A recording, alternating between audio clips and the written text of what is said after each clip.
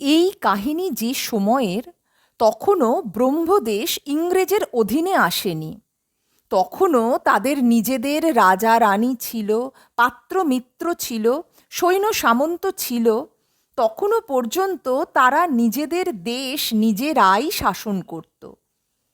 মান্দালে রাজধানী, কিন্তু রাজবংশের অনেকেই দেশের বিভিন্ন শহরে গিয়ে বসবাস করতেন। এমনি বোধহয় কেউ একজন বহুকাল পূর্বে পেগুর ক্রোশ পাঁচেক দক্ষিণে ইমেদিন গ্রামে এসে বাস করছিলেন।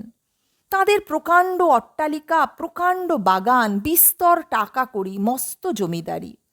এই সবের যিনি মালিক, তার একদিন যখন পরকালের ডাক পড়ল, তখন বন্ধুকে ডেকে বললেন, বাক্য, ইচ্ছে ছিল তোমার ছেলের সঙ্গে আমার মেয়ের বিয়ে দিয়ে যাব, কিন্তু সে সময় আমার আর হলো না। আমার মেয়ে মাসোয় রইল, তাকে দেখো।